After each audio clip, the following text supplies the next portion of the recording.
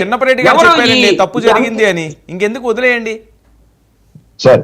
ఎవరో చెప్పాల్సిన అవసరం లేదు కదా. చెప్పండి.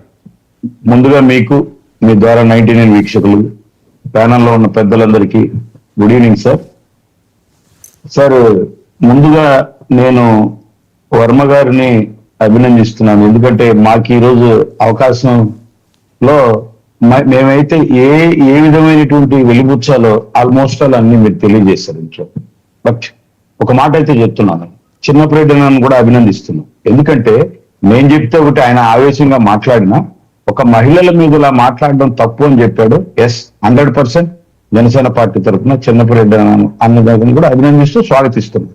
సార్, నేను వైసీపీ ఈరోజు సోషల్ మీడియాలో మీరు చూడండి ఏం పెట్టినదంటే, ఇది తప్పు, ఇది ఖండించాలి, విష సంస్కృతిని ఇంకాస్త దాటి పతాక స్థాయి, ఇంకాస్త అంటే మీరు ఎంతవరకు తీసుకొచ్చినట్టే కదా. అంటే మీ భాష మీకు నేర్పిస్తున్నాడు. మీరు వాళ్ళ వైసీపీ సోషల్ మీడియాలో చూడండి పెట్టుండరు. ఇదే జరిగితే రేపు 2 విత్తనాలు నాటితే 4 విత్తనాలుగా ఇస్తాం. బట్ అది కాదు జరిగిన విషయం ఏంటి. ఇప్పుడు భారతమ్మ అన్నట్టు ఎవరన్నారు సార్? జనసేన పార్టీలో జర్నలిస్టులకు అత్యంత విలువ ఉంది సార్ మా పార్టీలో. వాస్తవంగా చెప్తున్నాను, మా నాయకుడు అంత గొప్ప. మాతో పాటు ట్రావెల్ చేసే జనసేన పార్టీలో ఈ రోజు ఉన్నటువంటి ఎమ్మెల్సీ, ప్రభుత్వ విప్ మా తరపున ఉన్నటువంటి హరిప్రసాద్ గారు జర్నలిజం నుంచి వచ్చినారు. మా మీడియా ఇన్ఛార్జ్ గా చూసుకునేటువంటి చక్రవర్తి గారు జర్నలిస్ట్ గా వచ్చినారు.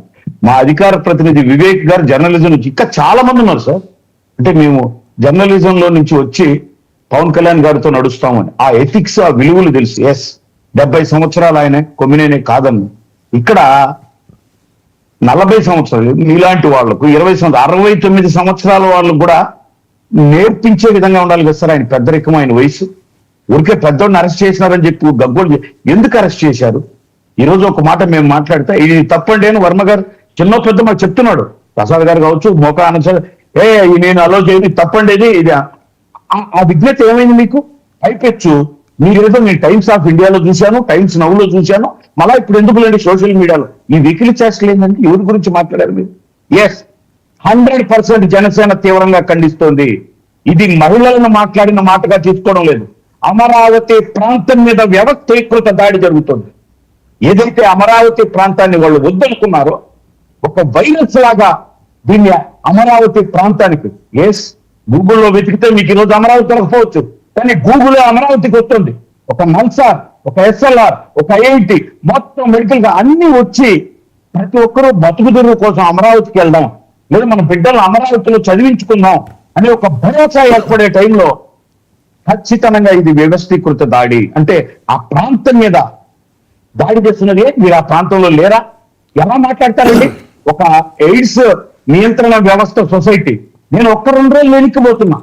ఇదే సొసైటీ టీంలో ఒక కేంద్రం ఒక నివేదిక ఇస్తే ట్రాఫికింగ్ ఎక్కువ జరుగుతుందని పవన్ కళ్యాణ్ గారు మాట్లాడితే ఎన్ని మాట్లాడినారు సార్ మీరు?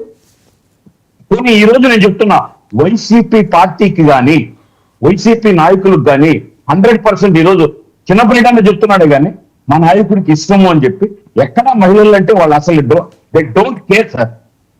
మళ్ళీ మీరు రిపీట్ చేయాలి, తల్లిని చెల్లిని ప్రేమించిన వాళ్ళు ఇంకా మహిళల్ని ప్రేమిస్తారు. ఇలా మాట్లాడేటప్పుడు నేను అడుగుతున్నా, కడుపు మండే అడుగుతున్నా, ఒక్క మాట ఎన్నో ఉండొచ్చు రాజకీయాలు.